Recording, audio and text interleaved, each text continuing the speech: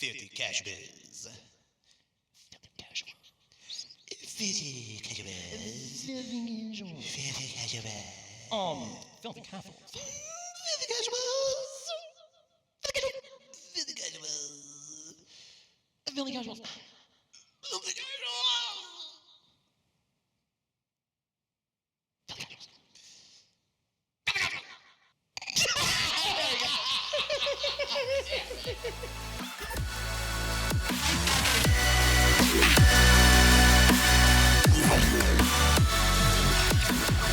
What's up, everybody, and welcome to 3VO, where we're all in the same team. I'm your host for today, Jordan. And I'm your other host, Brenden. And if you're new here, we are just two big old nerds that love video games so much, so we just can't shut up about it. So if you have that same enthusiasm for video games that we do, this is definitely the place for you. This is going to be one of our Filthy Casual episodes today. Filthy Casual. Filthy Casuals. So stupid. The energy is weird today. But before we get into that, Brenden, how are we doing, man? What have you been playing lately? I have been wholly and entirely consumed by Silk Song. Yep. To no one's surprise. No one's surprised. Yeah. And to no one's surprise, I'm not. because the first game kicked my ass. And you're setting healthy boundaries. And I'm setting healthy boundaries, and they are brilliant games. They're incredibly well-made games. They are just not for me, man. Mm-hmm. I get it. I'm beating my head against a brick wall that is Silk Song. Yeah. Aside from that, I'm still playing through Pokemon Black. Heck yeah. As well. I don't know if I talked about this in the last recording, but I never got through Pokemon Black. I just didn't beat it. So now I'm going through fresh file, started from the beginning, and I'm getting through it. I'm nearly there. I am one badge and then the Elite Four away from beating the game, so I'm feeling pretty good about it. And then I have Pokemon X as well that I never even bought or started or anything back in the day. So I have acquired it, and I'm gonna play through that next. So I'm excited. I'm taking a stroll down Pokemon memory lane. Nice, very fun. Yeah, Love that. Yeah. What have you been playing? I have just been locked in on just like that. My gaming time is just like my letting go of all anxiety time. I'm still working my way through Mass Effect again. Nice. But I have made it to Game 3 now. Nice. So I just got past the mission where you meet up with Jack again. I'm assuming that you remember. Yeah. It's one of my favorite parts because it's one of my favorite like character like arcs in the whole franchise. Yeah. Just like Jack going from the psychotic biotic to being a teacher for kids. Yeah, it's really cool. It's one of my favorites. Yeah. And it's gonna be my first like full time running through a full femship. Femship? So yeah, I'm really excited about it. Yeah. Very cool. Yeah. I also just got my boyfriend back on the ship too, so like it's going great. Your boyfriend Garrus? Yes, I'm romantic Garrus. I'm all. Yeah. Tall, dark, and brooding. I love it. You know. It's my favorite type. Very cool. I did want to talk a little bit about the beginning there because you mentioned that you're playing Silksong right now. Yeah. I think it would behoove us to mention that about the beautiful, wonderful catastrophe that game's launch was, because it crashed like every online store because the demand was so fucking high for it. Yeah. And it's Cherry. What's the name? Team Cherry. Team Cherry, a studio of fucking 3 people who made the game. Yes, it is. It is insane. And the game is $20. $20, millions of copies sold on fucking day one. Yeah. Just incredible. fucking wild. It doesn't take a studio of 1,000 fucking people. It just takes a good, dedicated team who want to make something good. Yep. And will make something good because that's what people fucking want, man. That's all it is. It's insane to me that the game is only $20. I would pay way more for both titles, frankly. I'm at least 30 hours into the game, and I just hit Act 2 Wild. of 3.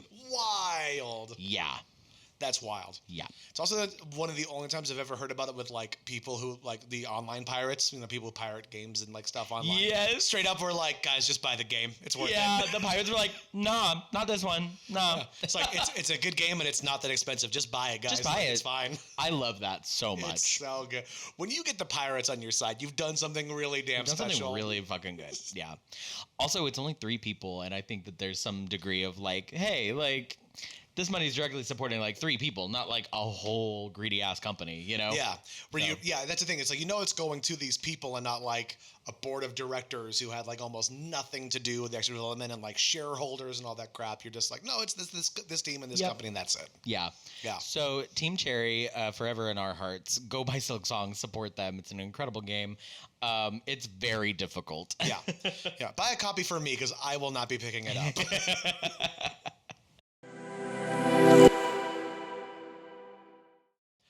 With all of that out of the way, now it's time to get into the main thing we're talking about today here. So this is a filthy casual episode. For those of you who have been here for a while, this is normally a more like kickback, relaxed discussion about something general, not a major deep dive. But not today. Today we're coming to you with intense, crazy, controversial hot takes. I'm kidding. It's not going to be crazy. Brenden and I put together a list of things that we consider like our hot takes for gaming. These are just sort of like it's just sort of our chance to like share some opinions that we have about certain things. Yeah, absolutely. Yeah. The whole point of this podcast was to create a space that was more positive, because the gaming community can be a little toxic and a little demeaning and not so great to be in, and so we didn't want to contribute to that. So this is probably the spiciest that we will ever get. I think some of our takes are going to be lukewarm at best, if we're being honest. I haven't looked at your list. I don't have anything that's like too crazy. Me either. I don't Okay. think. Yeah, I think we have some opinions that are probably very widely shared. But I would hope so. We'll see. Are you ready? Let's do it. You want to start us off? I will absolutely. Let's go. So my first hot take is that all games should have difficulty settings. Okay. Just something. It doesn't have to be like easy, medium, hard. Like it doesn't have to be exactly that, but something that can increase or decrease, because like there are some games that are like easy and maybe should be torqued up a bit, and then there are definitely games that are too hard, or I would say are too hard for me, and could be like torqued down. I would love to play through like the Souls games. Mm-hmm. That's never gonna be a thing for me. Yeah, same. I can't. It's far too difficult, and because it's so difficult, it's unenjoyable for me. Yes. But that's like a piece of media I cannot engage with because of the barrier to entry. Yes. So I'm not saying it has to be drastic, but like give me something. What is your what do you say? Because there's an argument for this specifically, and specifically about like the Souls games or anything like within that area, like Bloodborne or whatnot, is that ruins the intent of what they were putting the game out for. And then that is where it's like that's and ultimately I personally I agree that I would love for these games to have difficulty settings, but there is that level too where I'm like, where does it come into where it's like how much is it about like player interaction, but how much is like messing with artist intention as well? Sure. Here's the thing. You can still have a recommended difficulty. And that can be like the one true difficulty, or whatever you want to. However, a lot of games do that. However you want to build it. This was how the developers intended this game to be. Exactly, and that doesn't ruin the game if you add extra difficulty settings. I don't think. So if somebody consumed it like me, like I don't think I could ever get through a Souls game without a lot of browbeating. I don't think I could get through a Souls game at the recommended difficulty, or like the difficulty, or whatever. Yeah. So for me, it's like, what do you stand to lose by opening up or making it more accessible for people who can't play at that difficulty, or don't want to have to spend the hours and hours and hours it would take to get good enough to engage with the media at that difficulty? You only stand to like gain more people interested in your thing and engaging with your thing. And by not, you're sort of closing people out. So you could still have the recommended, and like your game doesn't change based on how difficult it is. Like the story is still the story. Everything that you put into it is still what you put into it.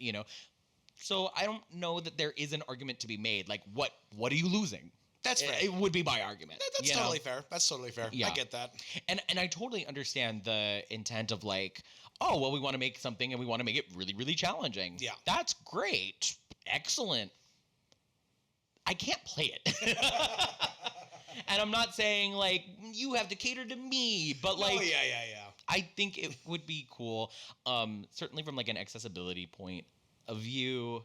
And like as a person who's a content creator, I cannot engage. I can't play and talk about Elden Ring. It's true. I can't. It's true.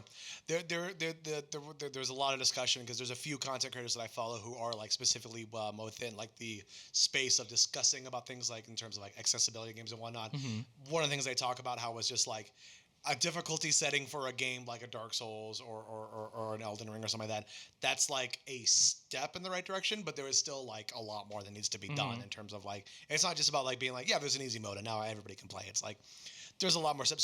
So to point to your argument though, I think that is a good stepping stone because that's kind of that what I was saying earlier too has also been like a thing that's been thrown out for like against accessibility options in games is being like, well, but the people who made it wanted it to be like this, and if you change it or move stuff around, it's gonna make it. It's just like, cool, man, but like, do you want people to play your fucking game or not? Right. Yeah. Right. It's like if I was a game creator and I made the hardest game known to man. Yes. And only like 0.0001% of the population, the best gamers out of the best gamers, could play it and complete it. Yeah. And that was my intent. Okay, great. You've made the hardest game known to man, and like 5 people can beat it in the world. Yeah. What have you achieved? Like, now what? Yeah, like now what?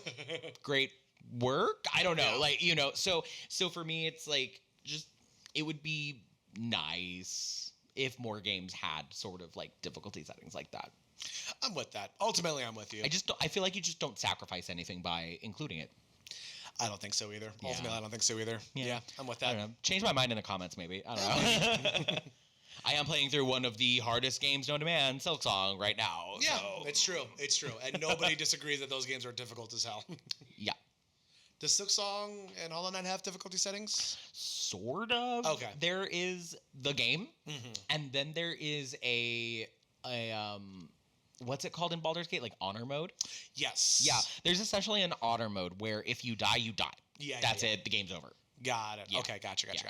But that's it really for difficulty. Okay. So nothing too crazy. Yeah. Gotcha. All right. Over to you. What's your first hot take? We all know that we love the Mass Effect series here. And I stand alone as a fan of one character in the game that is pretty universally hated. And I'm here to say the hatred of Ashley Williams in the Mass Effect franchise is too fucking much, because the whole point is that all of these NPCs start off problematic as hell and learn over time. That's the fucking point of the game. And I could break it down character by fucking character. Garrus Vakarian, if these games came out now, we wouldn't have these cute shirts with his face on it that says Space Boyfriend on it. It'd be his face with a big X through it that said ACAB. Let's just be very fucking real here. He starts off as a cop who's like, and justify the means. If you got to beat somebody up to get information, you're all good. And then takes the wrong lesson and goes full-blown Punisher mode in the second game. You have to fully walk him back before game 3. One of my favorite NPC ever, Talizora, Voss Zionist.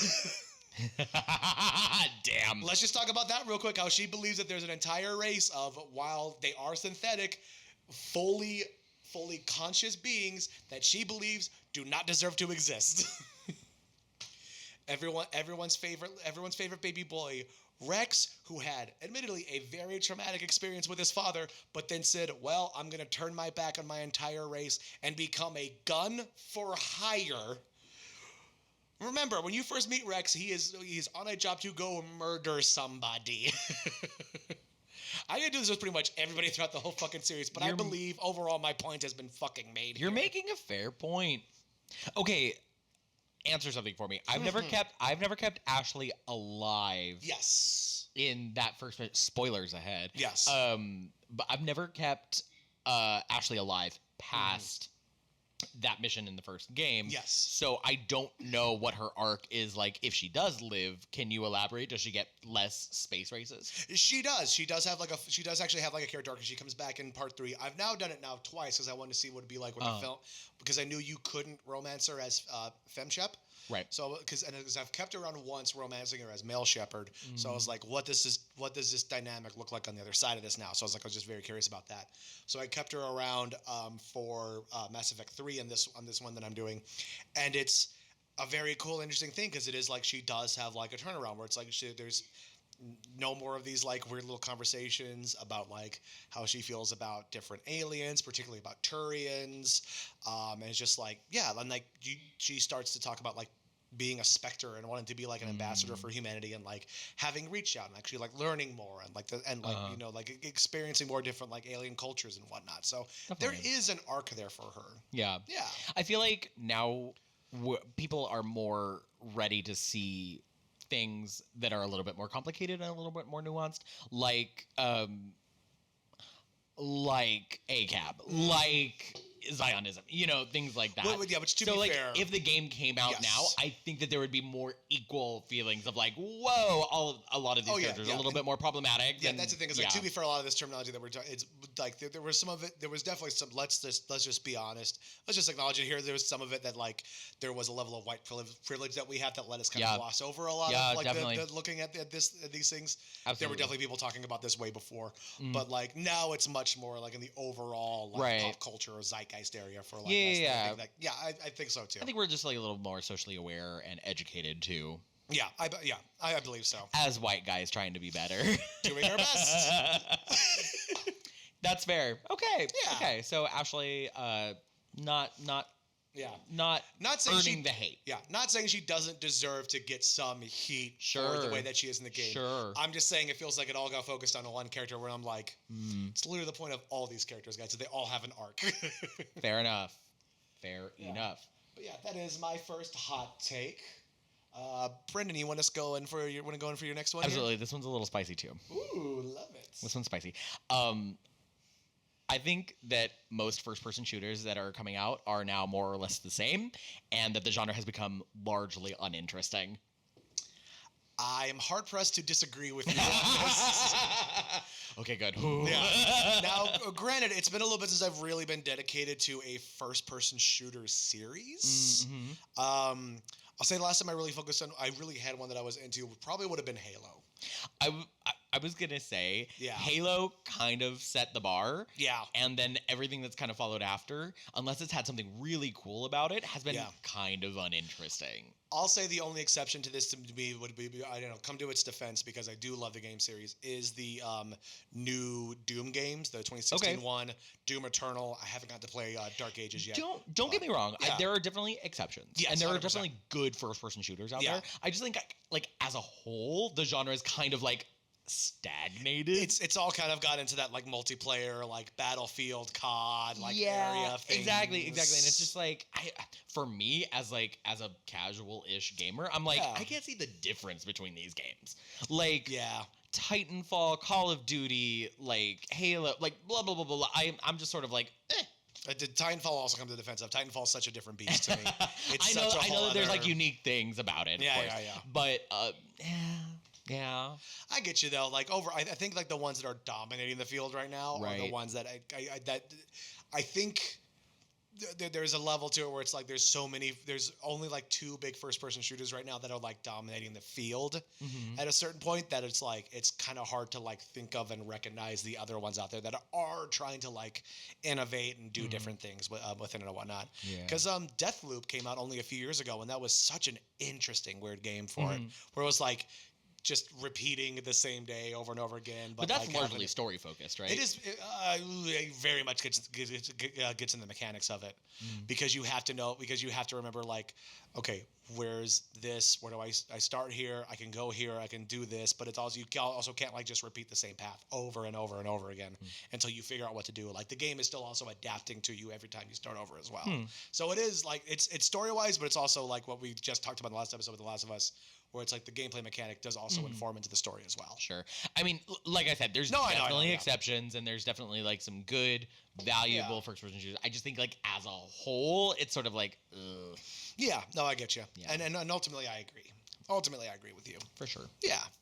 All right, back to you. What's your next hot take? Well, like it's funny because yours kind of like leads into mine a little bit here because I want to talk about this for a second here, which is it should be okay to just let franchises die. Ooh. Name some franchises you'd like to die right now.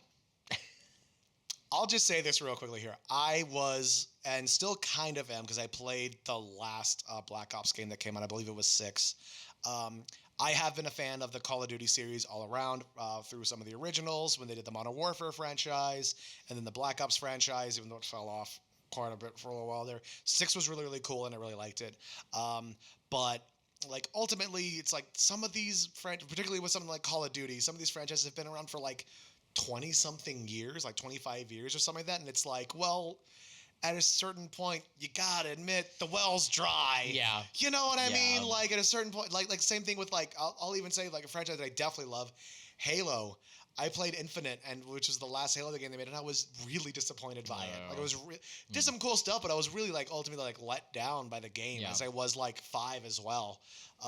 So I'm just like, all right, guys, like maybe it's just time to be like, we're done here. Yeah. And then just like it was a discussion that just happened with Sucker Punch Studios, who make the Ghost games, so Ghost of Tsushima and now Ghost of Yotai.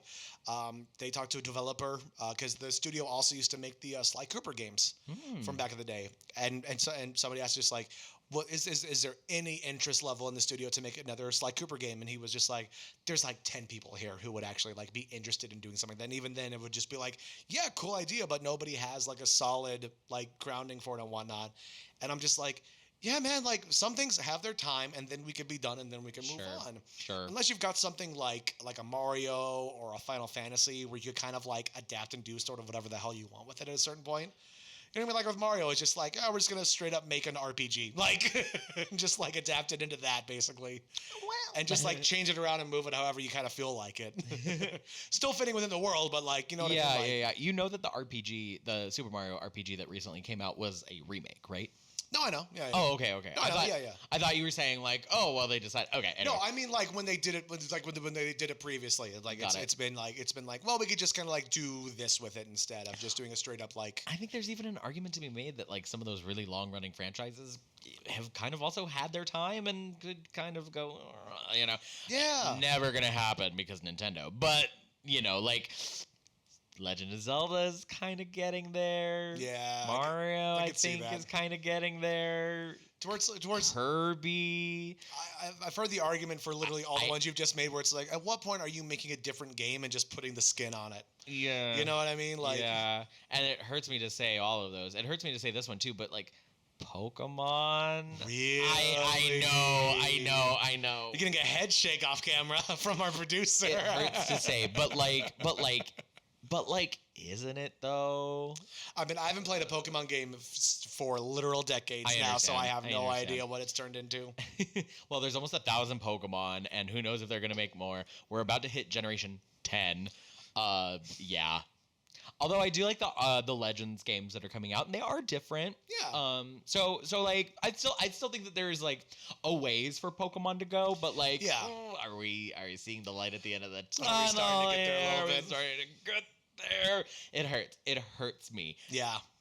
I promise, but yeah, I agree. I get you. Yeah, just to wrap this point up here, I think it's also like we as consumers too need to get retrained. That is like get used to new things, guys. Because part of it too is that like sometimes developers do move on and try new things, but then we're like, no, but it's not the thing that I liked, and it's like that's a part of it too. Is that it's on us a little bit too.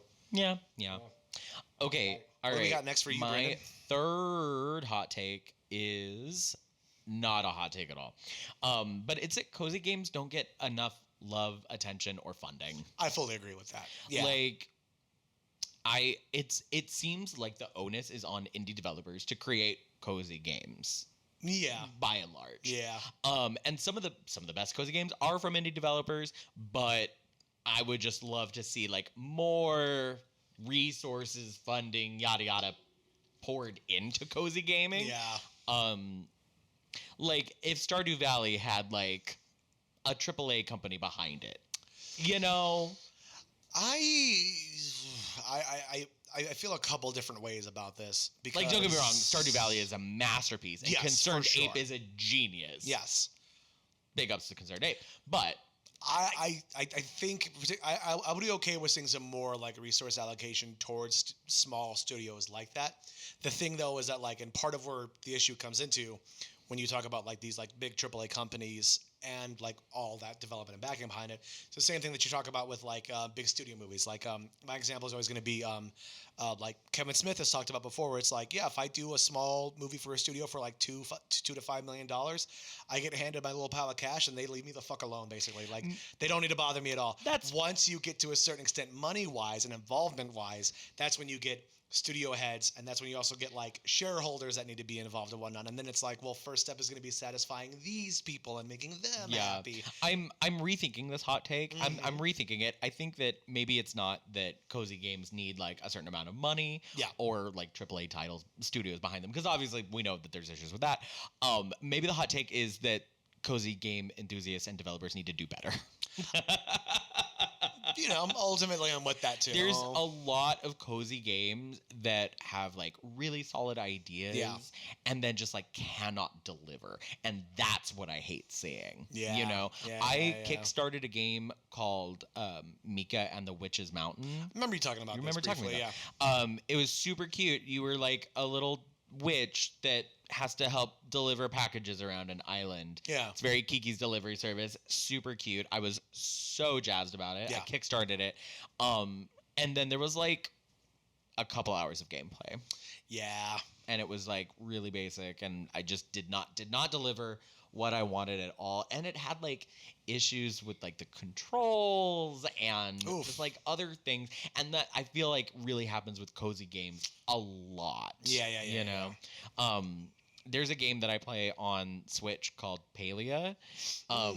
It's super fun, cozy, open world, multiplayer, MMO, you know, vibe. Really cool. But it does have some like gameplay issues, especially like playing on the Switch, which is more of a Switch problem than anything.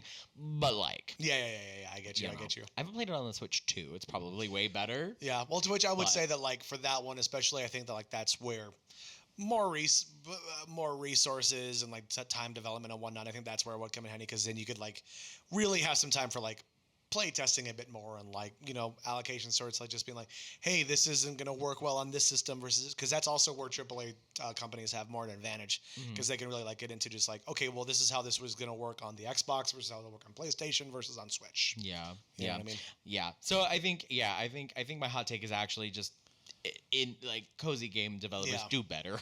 There we go. That's a little spicy. Yeah, just do fucking better. I get you.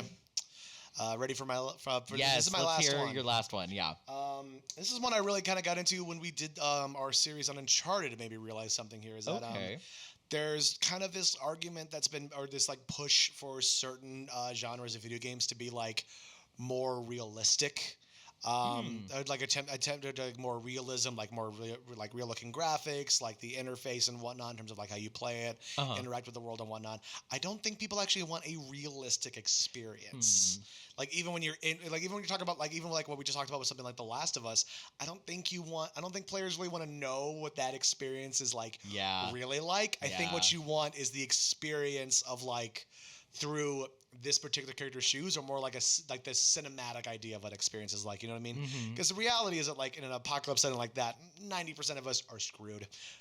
Like most of us are not going to be the main character of that story if shit kicks off like that. You know what I mean? Right. But it's like, what I want to experience is that viewpoint of like the main character of like, oh, well, I'm moving through this world in this way because I have these skills and I can do this and I can do this and I can do this. So it's like, I'd like to see more of a push towards like, not even like trying to give players like, oh, but we're making like the immersion locked in, like you're really there and blah. I'm like, cool. I want the immersion of like that I'm experiencing the world through this character's eyes, and what does that look like? Right. Do you know what I mean? Like it's more that for me, because I think in this push for realism too, with some games, I can't think of an example right now. With some games, you also lose that aspect of like that character experience for it. I fully agree. I don't think that that's too hot of a take.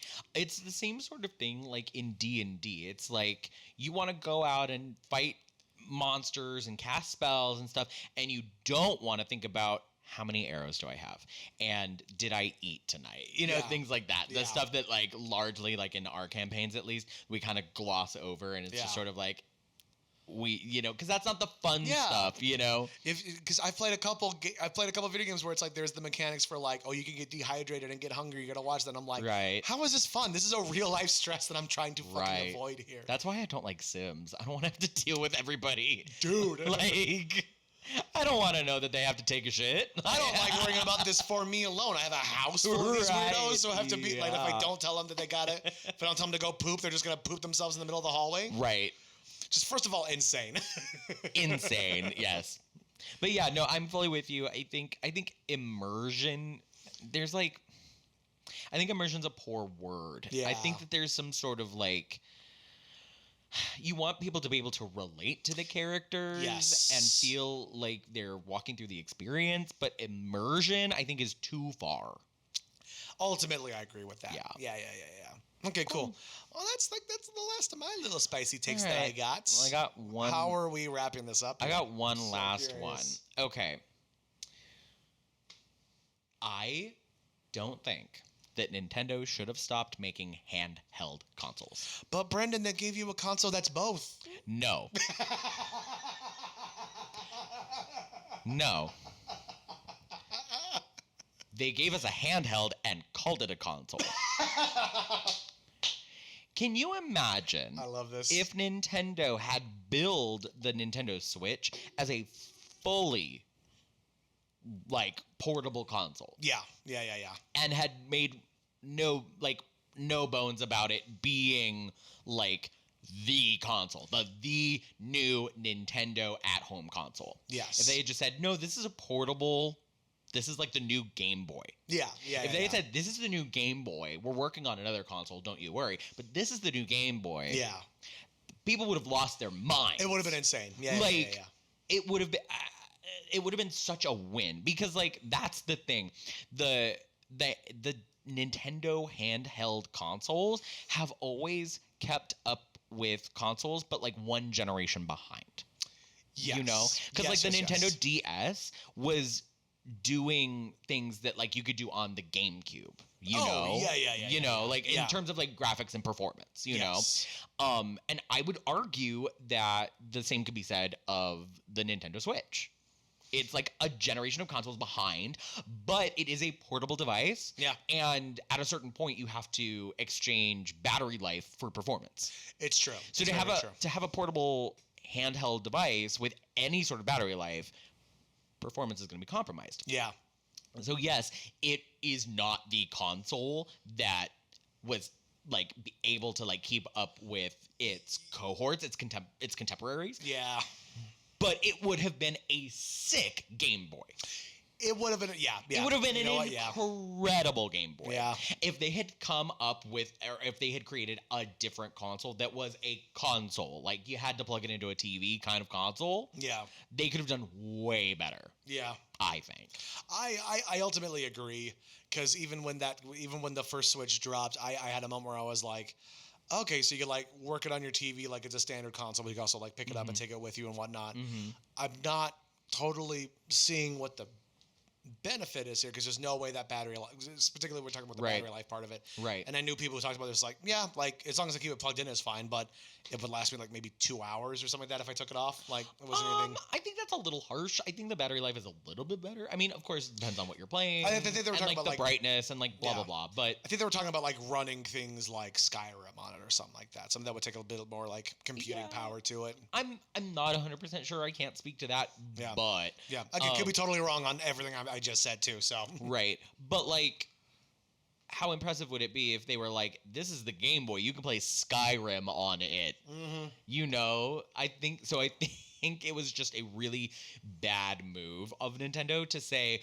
we're not doing handhelds anymore at all. Game Boy is over, but here's our new console that is fully portable. I just think it was big swing and a miss. Yeah, and especially now that they're treating it well, this is kind of our standard moving forward now because the Switch 2 came out, and so they're well, this is what we're going to be sticking. This is kind of the dimensions we'll be sticking with for a little bit here. Right, and I mean in terms of size and economy, holy mackerel, that's a lot of stuff packed into a little package. Yeah, which also the last time before I owned this one, the last system I really had was Oh no, I also had a Wii, but also like I remember the GameCube, and like that was being part of the thing was that like when I got it, it was like it's so tiny and compact I Right. could just like shove it in the corner and it doesn't. Yeah. You know, I love it so much, but my PS5 takes up so much space. Yeah. I have to hide it behind my TV. Yeah, yeah. Like it doesn't fit in any of my little cubbies that I have set up over there. Right. And it's a strong console, but Yeah, but there's that trade-off. Exactly. It's a trade-off. It's a trade-off. Anyways, the hot take is I think that Nintendo should still be doing both. Yeah. Because they're good at handhelds and they're good at consoles, but Yeah. they're not good at the combo. I don't think I ultimately I fully agree with you. Yeah. Well, damn. Yeah. That's our hot All right. takes. Well, those are our hot takes. Oh God, I hated all that. Oh, you're not gonna participate in the bit with me? No. Hot takes. No, I hate this. This is the word. Cut. Well, now that we've all heard our hot takes. we are heading into our bonus round. Our producer Caitlin has set up a series of would you rather for us today. Would you rather's for us today. So we're Woods you rather. Woods you rather's.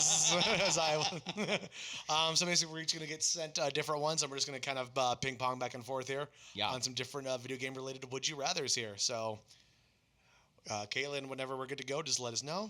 Send it to you on Discord. All right. Let's see here. Maybe should have done that before the intro, but That's all good. All right. am I getting some too, or She sent them in the 3VO Discord, not individual. I'm sitting here looking for them, and Yeah. they're not coming through.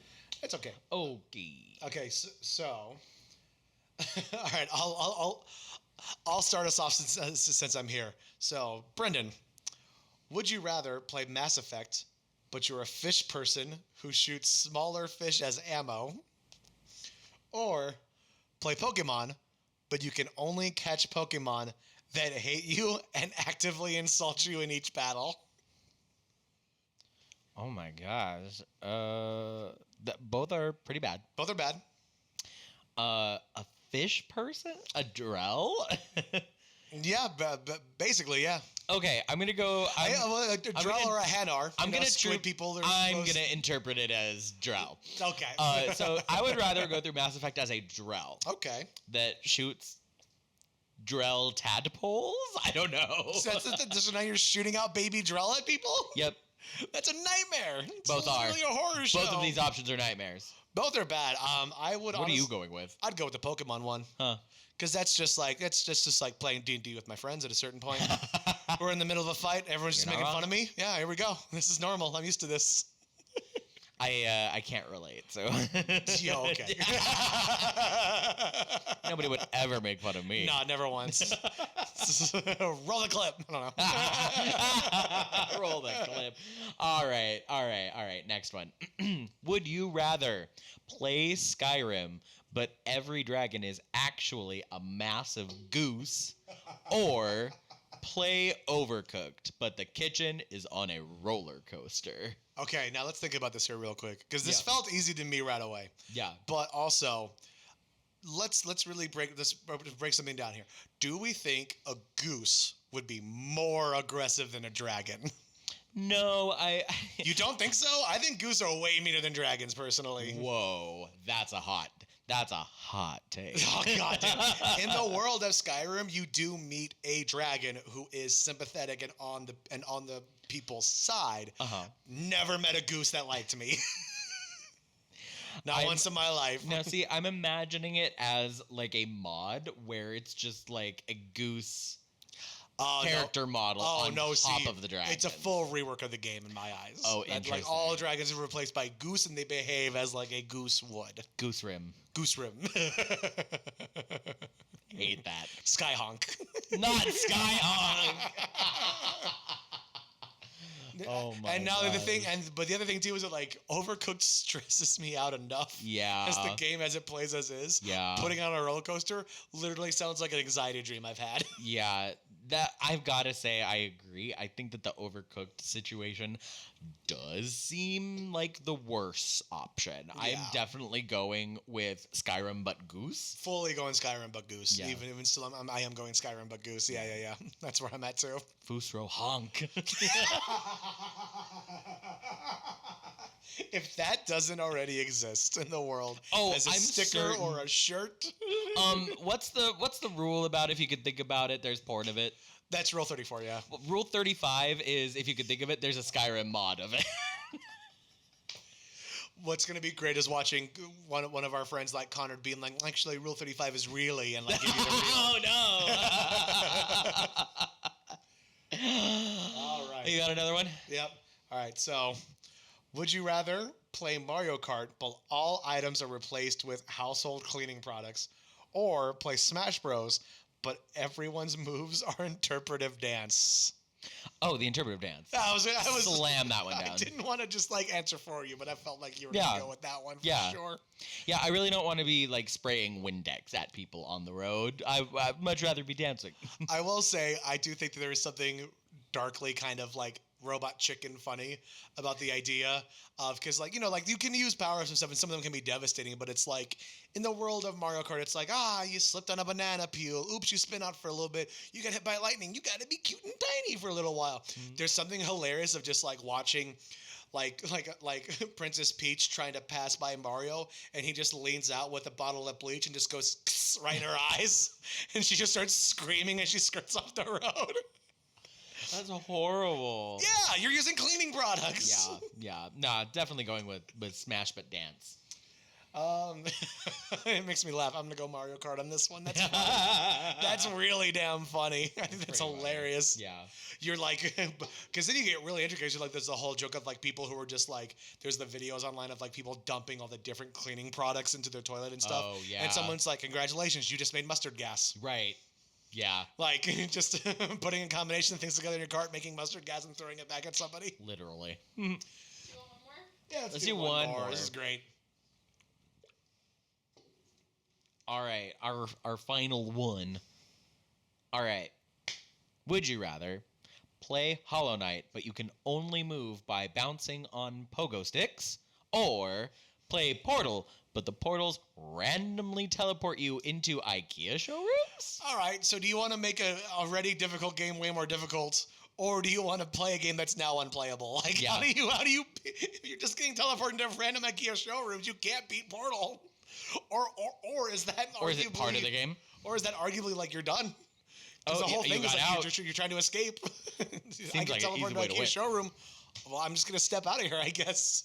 I'm gonna do Hollow Knight, only because one of the main like movement mechanics in that game Yes. is called pogoing, and it's That's literally right. a downward strike. You can do it on enemies or on like things in the environment that will help bounce you up. So like not that far off from vanilla Hollow Knight. Yeah, but that is all you can do now. Yeah, I'll figure it out. Okay, fair enough. It seems like more of a challenge than getting randomly teleported into an IKEA showroom. Yeah, it's true. So is it that like you then have to try to get out of the IKEA showroom and get back into the game proper? Like you can't continue to try to get out until you get back in. that's what I'm wondering. It's just like, how does that, like, what's the shift here? The The mechanic? only way out is through. Because my argument is that it's like, if you're Shell and you get out of the world of Portal and you end up at IKEA somewhere, you're like, well, I'm done. That's like, pretty good. They I'm got just gonna- they got meatballs there. Because then you're immediately going to be told, because, you just start shopping or get escorted out by security. And you're like, well, I'm back in the real world now, so I guess we're good. Yeah. So, Sounds good. in terms of like keeping the game alive, I'm going to have to go with the pogo stick option, I guess. It's an IKEA showroom, but all of the workers are replaced with turrets. Oh, see that I'm actually into. It's a world that's been taken over by Aperture Science, Yeah, basically. and Gladys is the manager. Oh, Gladys is an IKEA manager. Is kind of clean up aisle 7. Do it, or you will be destroyed. Oh my God. Your outfit looks stupid. Yeah. Just No, roasting really, people over it's in your intercom. file. It's in your file. It's So yeah, I'm taking Hollow Knight. I think I would also You take brought Hollow back- Knight as well, just because like the second one is so fucking absurd, and I'm still trying to wrap my brain around how that would actually work in a video game. You know what's not absurd? What? Following us and tuning into more episodes of the 3VO podcast. Did you like our hot takes? Have we missed anything? What are your gaming hot takes? Let us know. And if you have any ideas for future discussions you'd like to see on the show, you can drop us an email at 3VOpodcastteam@gmail.com. Give us your ideas. We are all over the socials. Anyone you could think of, we're probably there. Yes, we're even on that one too. Feel free to hit us up anytime. Like, share, subscribe, comment, all that good stuff. And we will see you guys next time. Bye.